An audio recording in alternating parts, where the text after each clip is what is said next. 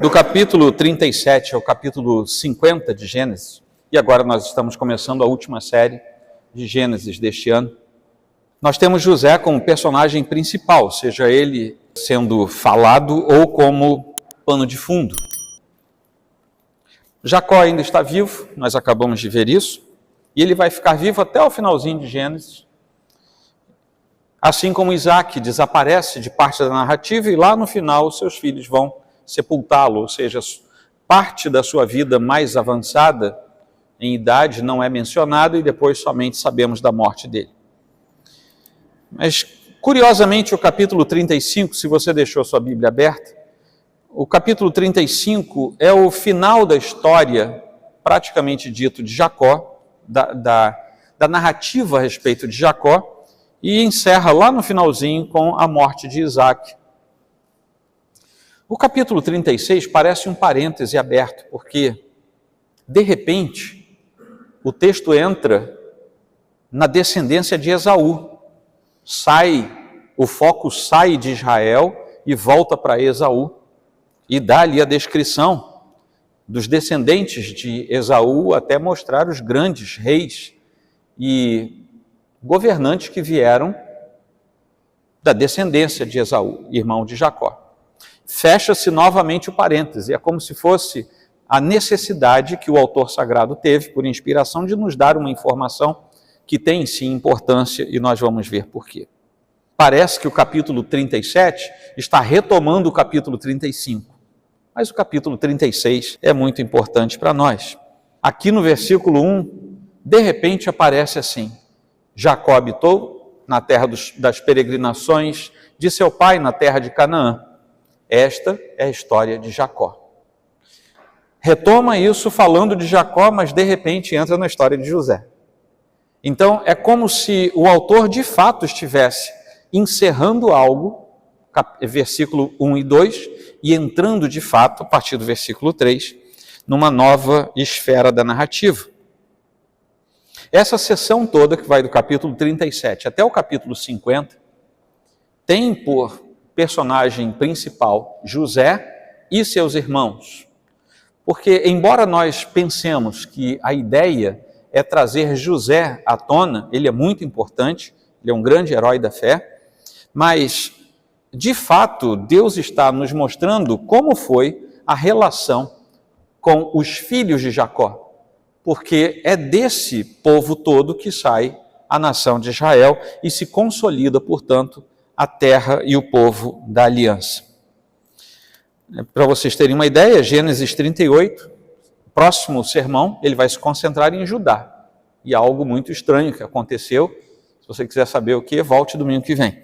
Nos capítulos de 42 a 43, os irmãos de José e o próprio pai de José são personagens principais. José vai para o pano de fundo da história, assim como no capítulo 38, e por aí vai. O capítulo 46 volta a se concentrar em Jacó, já no final da sua vida, como no capítulo 49, que registra as palavras finais do patriarca, que foi aquele que consolidou a natureza do povo de Deus. Aqui no capítulo 37, que foi lido agora para vocês, nós veremos que a família de Jacó é diferente da família de Esaú, e aí começa a ter uma noção do porquê o autor colocou toda a linhagem de Esaú logo um capítulo antes, para nos lembrar quem era ele. As duas famílias seguem em direções muito diferentes. Esaú fixa as suas tendas, ou seja, vai fixar a propagação do seu clã nas terras de Seir, que é Edom, e que depois vai se tornar uma terra com muitos problemas com Israel ao longo de todo o Antigo Testamento. Jacó já vai se fixar em Canaã, que é a terra que Deus tinha prometido aos filhos de Deus. Ambas as famílias pecam o tempo todo, tem muitos problemas, tem questões muito severas em termos de família, em termos de construção de espiritualidade. A família de Esaú vai se afastando cada vez mais, e a de Jacó tem como diferencial que sempre percebe um elemento que representa a promessa de Deus, e por isso aquele povo se arrependia e voltava para o Senhor. Vez após vez, a família de Jacó voltava à comunhão com o Senhor.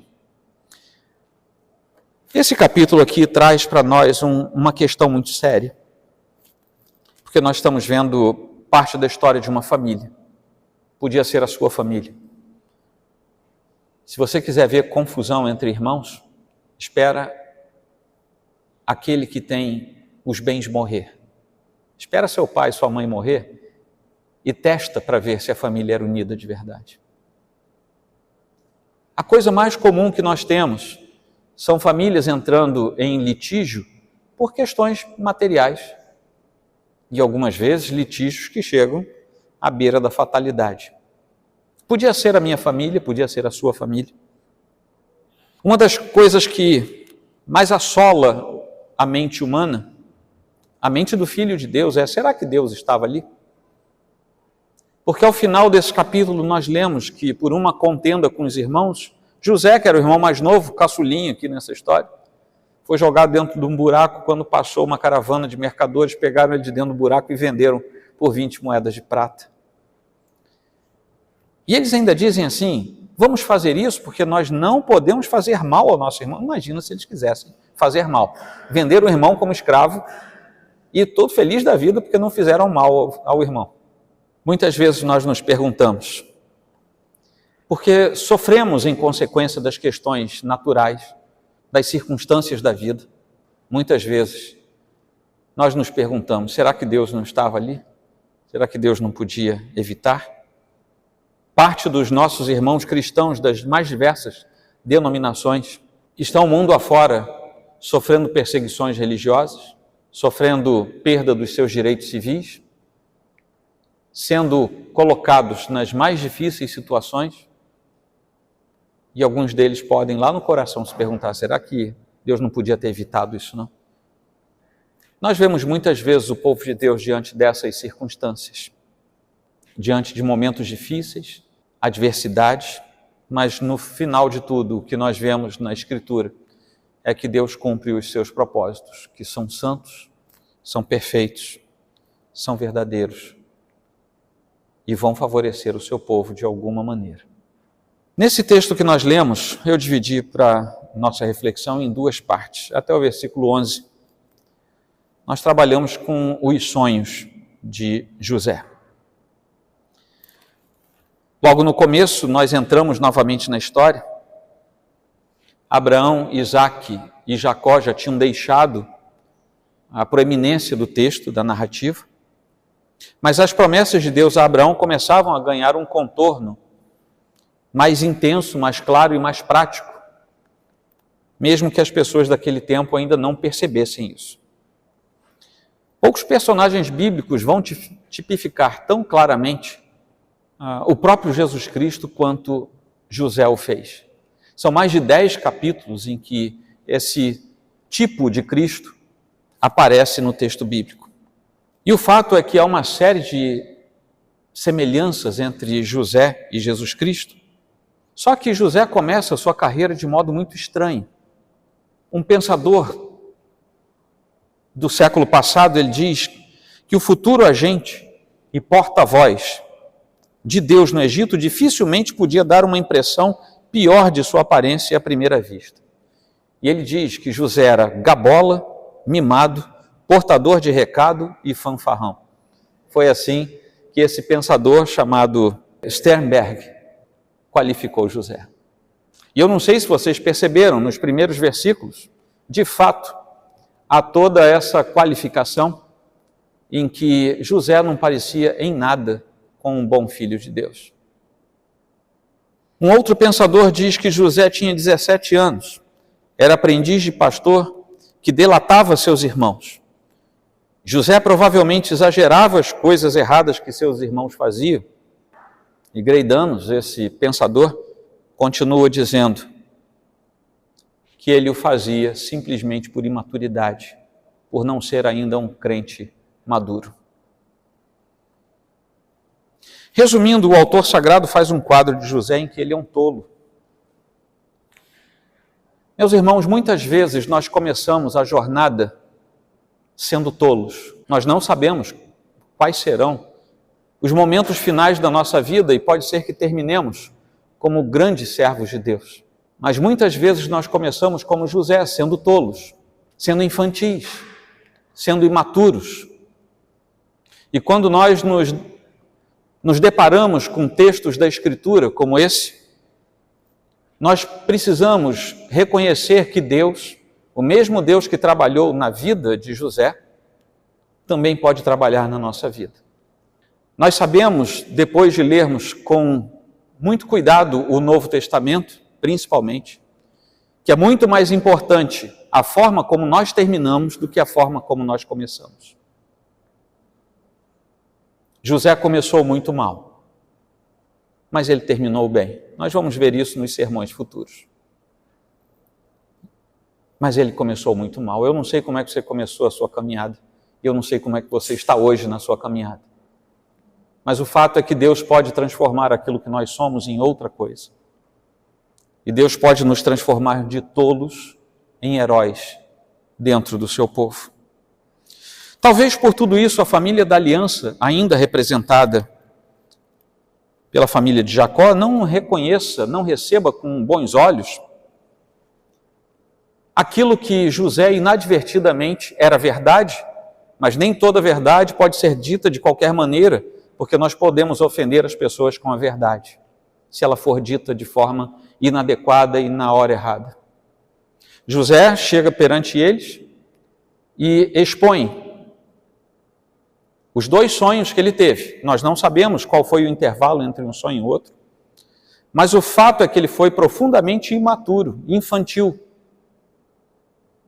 E dessa maneira, aquela família que fazia parte da aliança não deu crédito ao que ele contou. O problema não é o sonho dele. O problema é que o sonho dele trazia uma revelação de Deus. E às vezes a revelação de Deus é ofuscada porque nós não temos a maturidade suficiente para compartilhar aquilo que Deus deu de tal maneira que seja acolhido pelos corações. E José conta os seus dois sonhos. Eram palavras de Deus, eram palavra profética, mas eles não foram acolhidos no coração dos seus irmãos pela forma com que José os expôs. O próprio Jacó, que era pai de José, ajudou a criar toda essa animosidade, porque ele resolve ter um filho predileto. Então você que tem um filho, amém. Quando vier o segundo e daí por diante, você vai ter 5, 6, 8 filhos. Tente tratar os seus filhos da maneira mais equânime possível. Porque os nossos filhos, desde criança, percebem quando nós temos predileções. E não foi diferente no tempo de Jacó, porque ele claramente tinha um filho predileto, e isso gerou uma animosidade muito grande nos outros irmãos. Ele era o mais novo, filho da sua idade mais avançada, era um filho temporão, filho da mulher que ele mais amava, Raquel, que já tinha morrido. Mas agora aquilo estava gerando problemas. José tinha sido criado de maneira muito diferenciada, ele tinha sido criado numa bolha, e Jacó o protegia o tempo todo.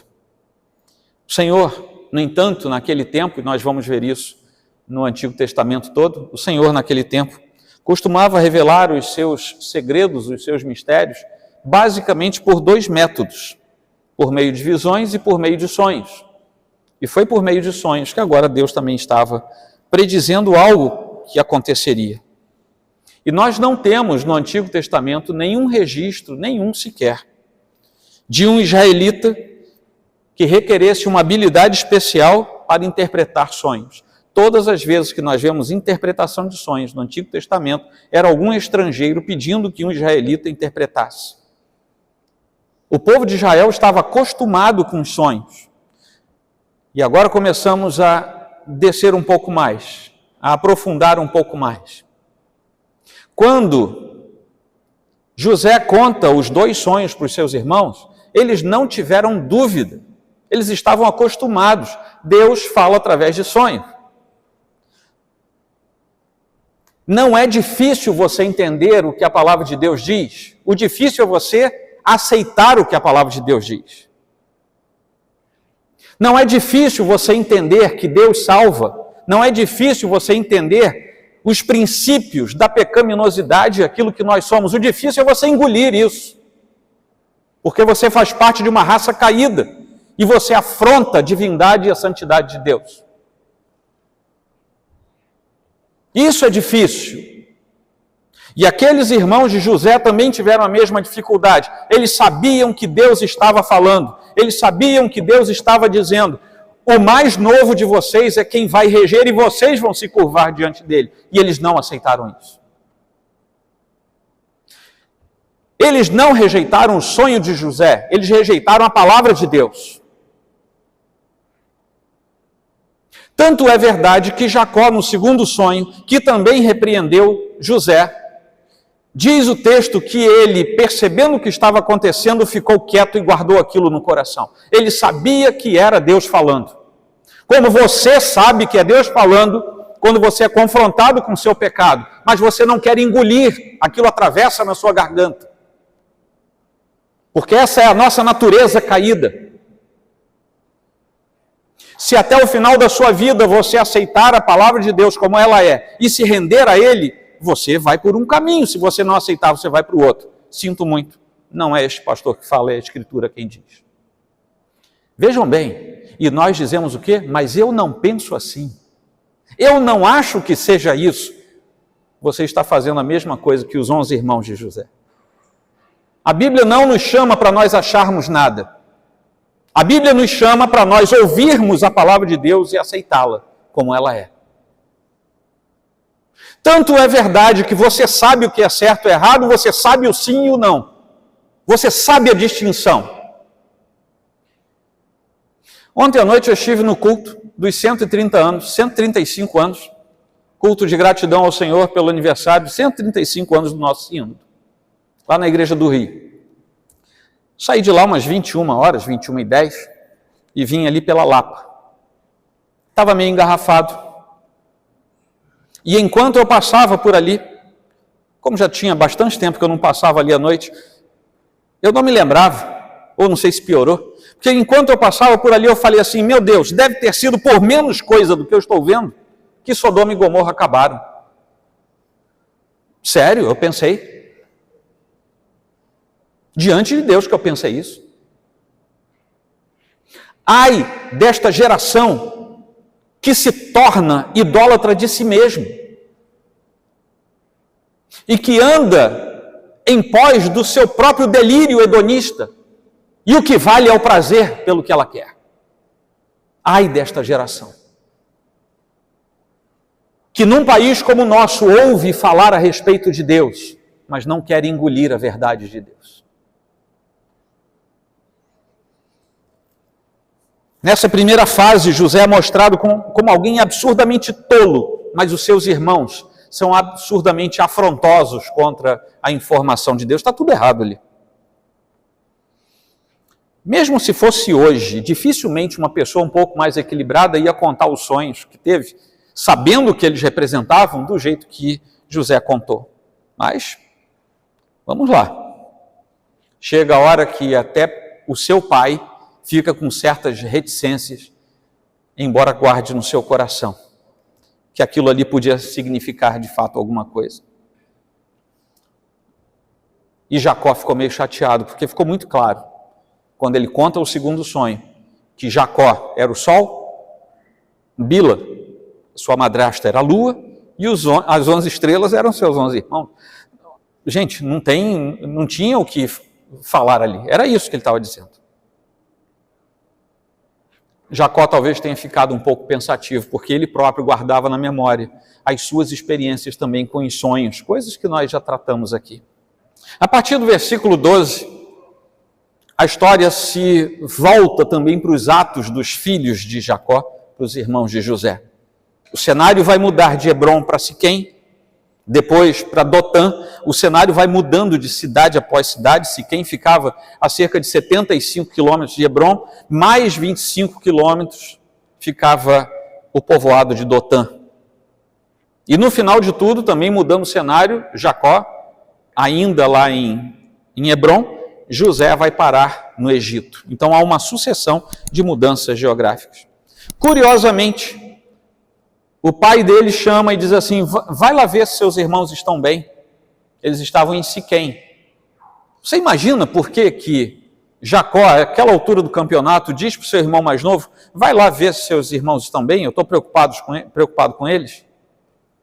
Porque foi em Siquém que, para vingar a honra da sua irmã, que aqueles mesmos que lá estavam tinham promovido uma chacina e tinham saqueado uma vila inteira. Vocês lembram disso, lá atrás? Jacó talvez estivesse preocupado, já tinha se passado algum tempo, mas talvez ele estivesse preocupado. Será que vão se lembrar deles? Os outros povos, as outras vilas vão se lembrar que foram os meus filhos que fizeram aquela aberração? Mataram todo mundo? Saquearam tudo?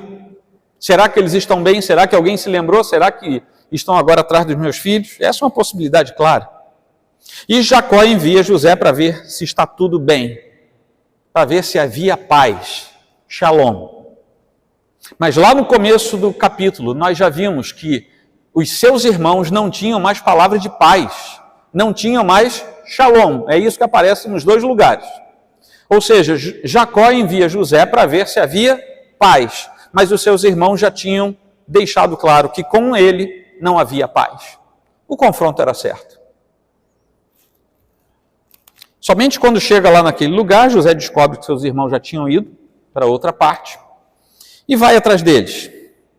Vai até Dotã, que é um outro lugar que vai se tornar emblemático no texto bíblico, porque é lá em Dotã que depois o profeta Eliseu, sem que ninguém mais visse, sabendo que todos eles estavam cercados por um exército muito numeroso, ele fala: gente, fica tranquilo,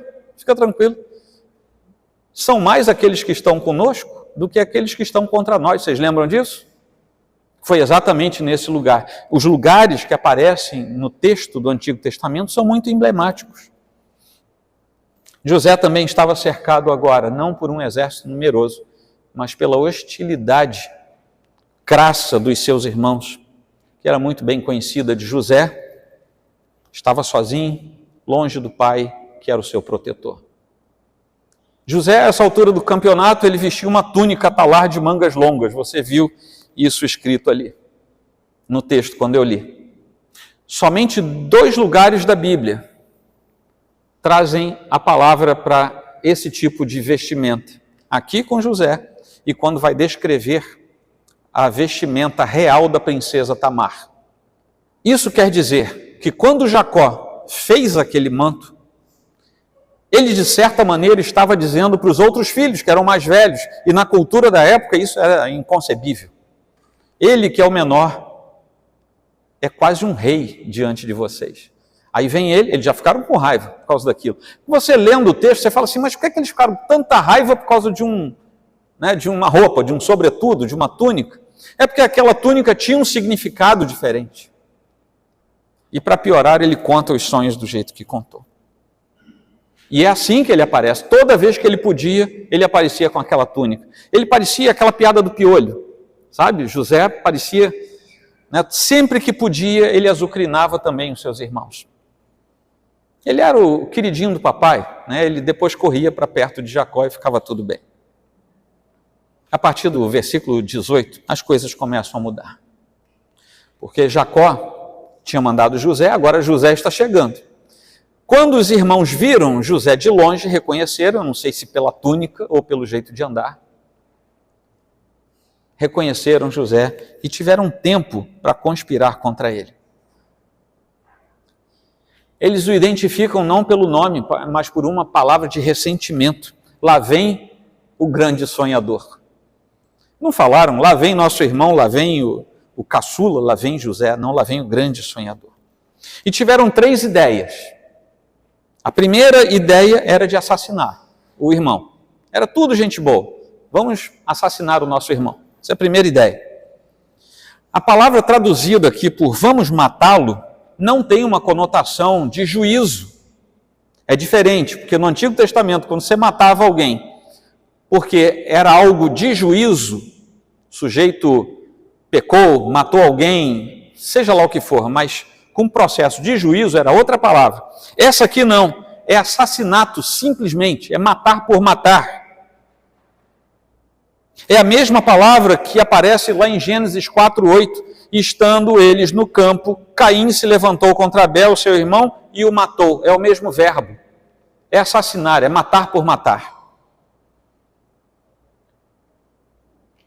Aí Rúben interveio, que era o irmão mais velho, e a coisa esfriou um pouco. Mas aí tiveram a segunda ideia, que era simplesmente jogá-lo numa cisterna, que providencialmente estava seca, estava sem água, porque Rúben pretendia levá-lo de volta a Jacó.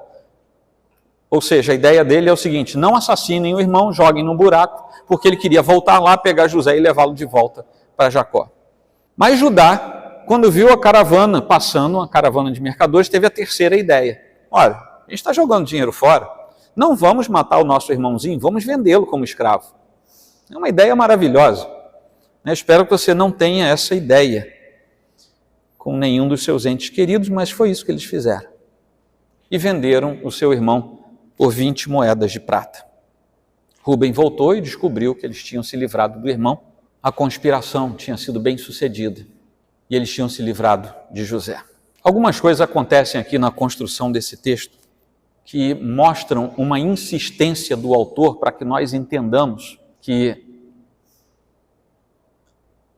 havia uma insistência com relação a José. Tiraram José, venderam José, levaram José. Isso aparece dessa forma no texto original. E aquilo é como se fosse um badalar na mente de quem lia o texto original. O José falador agora está calado. Não sei se vocês notaram, mas depois que ele falou a beça dos sonhos, José não fala mais. Está mudo. Não fala mais. Não fala uma só palavra. Mais tarde, lá no capítulo 42, os irmãos vão revelar que ele falou alguma coisa aqui. Só que nesse momento o autor sagrado não revela. Eles vão dizer assim: estamos sendo castigados por causa do nosso irmão, pois vimos a angústia da sua alma quando nos pedia e não lhe demos ouvidos, por isso nos sobrevém agora esta ansiedade. O que nós vemos no capítulo 42 é que, de fato, José pedia clemência e eles não ouviram o pedido de clemência de José. José sofre em silêncio, como Abel sofreu em silêncio, como o servo sofredor Jesus Cristo sofreu em silêncio. Lá em Isaías 53:7, nós temos que ele foi oprimido e humilhado, mas não abriu a boca. Como cordeiro foi levado ao matadouro e como ovelha muda, diante dos seus tosqueadores, ele não abriu a boca.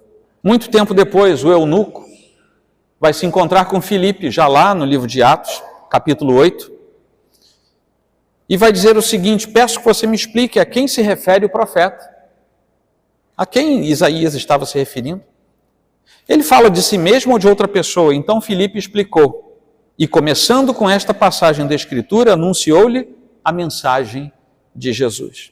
Quando o eunuco quis saber de quem é que aquela passagem falava, a quem Isaías 53 se referia, Filipe lhe responde com a mensagem de Jesus. Ou seja, ele aplica o Evangelho. Aprendemos nos Evangelhos que Jesus sofreu calado durante o seu julgamento.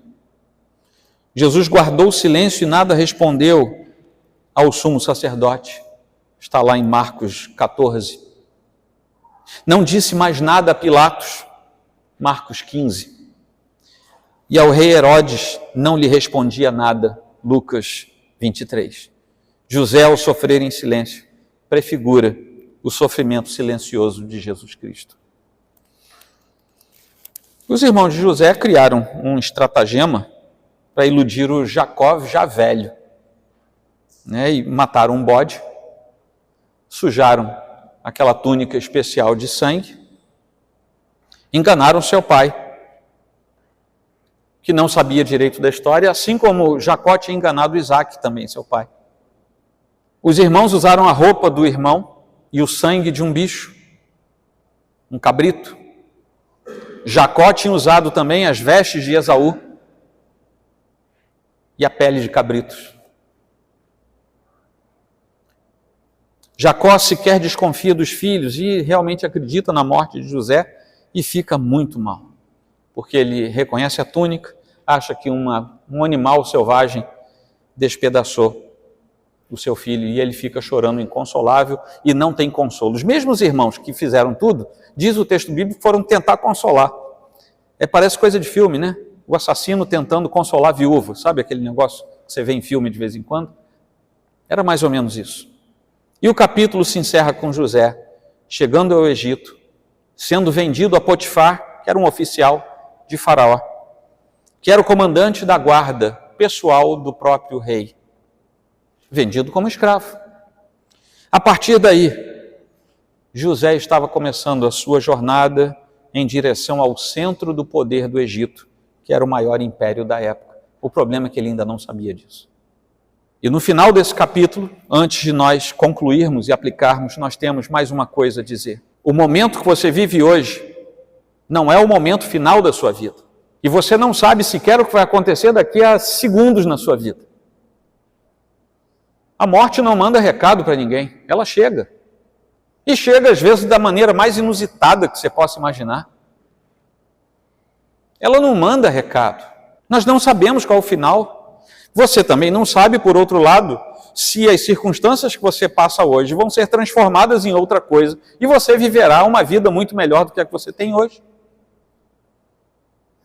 Ou se você sofrerá um grande revés na vida, todos nós estamos sujeitos a isso. No caso de José, ele estava entrando no fundo do poço, ele já tinha saído de um poço, literalmente. Jogaram ele lá num poço. Ele agora foi tirado do poço. Você imagina o que é você ser filho de um homem podre de rico, como era Jacó, dono de milhares de cabeças de gado, de rebanho, que era assim que se media a riqueza naquele tempo. E de repente você está numa terra estrangeira, sendo escravo dentro de uma casa cujas pessoas você nunca viu na sua vida.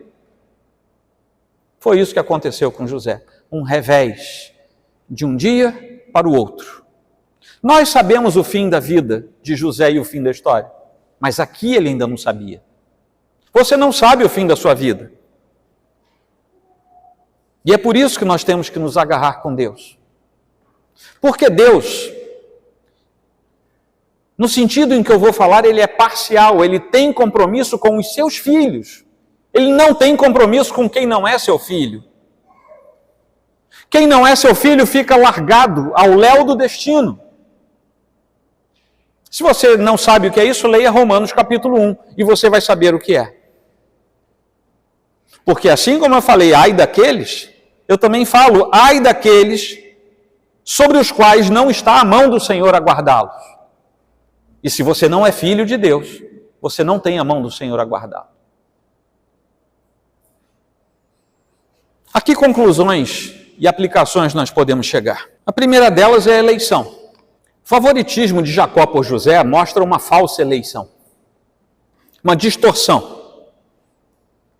Nem o favoritismo e nem os modos de José promovem algo bom, porque geram ódio no coração dos seus irmãos.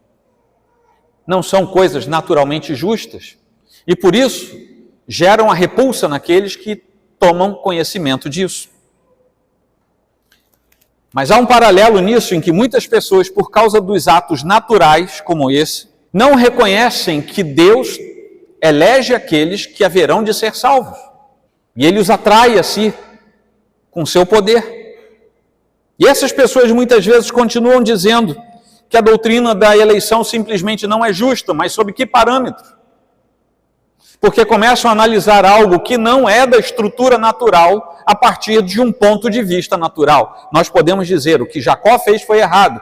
Ele produziu algo na estrutura natural e nós analisamos de modo natural. Mas eu não posso julgar os atos de Deus, porque os seus atos não são contidos na estrutura natural. Deus é transcendente, Deus é diferente de nós. E Ele é perfeito e totalmente santo, e aquilo que Ele faz está para além daquilo que nós somos e podemos imaginar. Na lei divina, Deus é justo para com todos, mas Ele sim escolhe alguns. Na dúvida, leia o primeiro capítulo da carta de Paulo aos Efésios. Assim como no caso de José, Os cristãos precisarão se curvar diante da justiça e da escolha de Deus, aceitando-o claramente conforme ele o chama. Mas há um outro ponto destacado aqui nesse texto, que fala da nossa responsabilidade. Perante esse Deus que é justo, as pessoas são responsáveis por seus atos. Nós somos responsáveis por nossos atos. E por isso nós teremos que abraçar as consequências que virão. Jacó pecou contra o seu irmão e contra o seu pai. Agora ele sofre com o pecado dos seus filhos, contra ele próprio, né? Ele fraudou os seus atos contra Esaú, usando, como eu já falei, a sua roupa e alguns cabritos, e agora ele foi enganado do mesmo jeito. Rebeca, a sua mãe, queria que ele levasse vantagem, e Esaú, seu irmão, quis assassiná-lo por causa disso. Jacó também quis que José levasse vantagem, seus irmãos também quiseram assassiná-lo. Ao longo da vida, Deus concede muita misericórdia a Jacó, mas os seus atos serão a perseguição da sua vida até o final. O que eu quero dizer é que nós temos responsabilidade e muitas das nossas ações geram cicatrizes na nossa vida. Muitos dos atos deixam cicatrizes na nossa vida. E essas cicatrizes deixam marcas que mesmo que você não sinta mais a dor, você vai ver a cicatriz na sua pele até o final da sua vida. Talvez você tenha algumas marcas na sua vida, fisicamente falando, e você se lembre o que aconteceu. Queimaduras, cortes, perfurações. Você sabe o que aconteceu. Você não sente mais a dor, mas você sabe o que aconteceu. Você tem a memória ativa daquilo que foi. A nossa vida com Deus também deixa marcas. Somos responsáveis pelo que fazemos. Somos responsáveis perante Deus, perante a sociedade e uns perante os outros daquilo que nós fazemos. E a depender do que nós operemos na nossa vida, teremos marcas indeléveis que vão nos incomodar até o final da vida. Quer ver? Pratique um adultério e tenha filho. Quer ver? Mutile-se. São coisas mais do que comuns na nossa sociedade, deixam marcas das quais você vai se arrepender, mas você não terá como tirar essas marcas mais de você. Você pode ser salvo por Deus, mas você vai olhar para aquela marca e vai saber o que fez. Nós vemos aqui também um processo de mudança total. Deus determina as coisas mais estranhas aos nossos olhos, como muitas vezes que nós vimos até aqui no livro de Gênesis, mulheres estéreis que pediam a Deus e elas tinham filhos, louvavam a Deus por isso. Quantas vezes nós vimos até aqui no livro de Gênesis e ao longo da Escritura, Deus transformando coisas más em coisas boas, o mal em bem. E agora nós vemos José e Judá tão importantes, praticando atos tão horrendos. Judá ainda vai fazer uma coisa terrível no próximo capítulo. Arrogância, petulância, pecados graves, mas ambos serão restaurados em dado momento da sua vida. Deus promove uma mudança total, que conduz a uma restauração plena de vida. E um dia, não aqui nesse clã bagunçado no meio de Siquém, mas um dia, já na terra da promessa, tomada por si, Israel terá reis, Israel terá heróis, Israel terá profetas, até que o rei dos reis também virá daquele povo. Deus transforma as coisas. O caminho é difícil. O caminho da mudança é difícil. Requer mudanças plenas e totais. Mas para que um dia reinemos com Cristo, é necessário que os eleitos sejam redimidos e passem por transformações e mudanças plenas. Não adianta você dizer que conheceu Deus, se a sua vida não mostrar que você foi transformado, você está dando testemunho dos lábios para fora. A transformação é no coração. E depois os frutos aparecem. Estamos diante de uma tipologia, que a esta altura do campeonato, a tipologia cristológica de José começa a ficar cada vez mais evidente. Ele ficou em silêncio enquanto seus algozes resolviam o que fazer com ele. Ele foi vendido por algumas moedas de prata aos que o levaram preso. Jesus também foi, lembra? A sua túnica foi tirada, o manto do Senhor foi tirado. A terra bebeu sangue, no caso do Senhor, o sangue dele. Neste caso, outro sangue derramado. Mas os planos de Deus estavam em andamento. Só que ninguém percebia isso naquele momento. O ato maldoso dos irmãos de José desencadeia a história, pela qual Será José que vai governar a terra. Ele será governante do Egito. Ele vai poupar milhares de pessoas da morte por fome. Ele vai salvar os descendentes de Jacó de desaparecerem. Ao final de tudo, o que é que ele vai ver? Seus irmãos e o seu pai se inclinando diante dele. Finalmente, José e Cristo, porque muitas vezes em sua história Israel perguntou a Deus onde é que ele estava. Algumas vezes Israel chega a comparar o Deus da Bíblia com deuses estranhos. Será que deu uma cochilada? Mas eram histórias como a de José que consolavam o povo no momento mais difícil. E a lembrança dessas histórias reanimava o povo. Porque o povo se lembrava que, a despeito do que viam, Deus estava no controle de todas as coisas. Deus usa até pessoas e obras malignas para cumprir o plano de salvar o seu povo.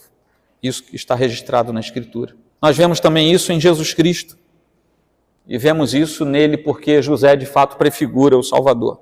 Por seu sofrimento e sua posição final de governador, José salvou o povo de Deus.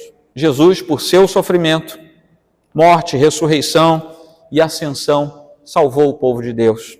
José foi traído pelos seus e foi entregue ao inimigo. Jesus também foi traído por alguém que andava com ele e foi entregue ao inimigo. E outras comparações que eu já fiz aqui hoje. Mas Jesus é muito maior que José. Jesus é o Filho unigênito de Deus, que não apenas se fez servo e sofreu humilhação e escárnio, ele morreu e ressurgiu, ressuscitou para salvar o povo de Deus. Além disso, enquanto José salvou Israel de uma morte prematura naquele ambiente, Jesus Cristo nos salvou da morte eterna, e isso para todo sempre, por ser eterno. A morte de Jesus realiza a nossa expiação, como diz o próprio apóstolo Paulo. Nós, quando inimigos, fomos reconciliados com Deus mediante a morte do seu Filho.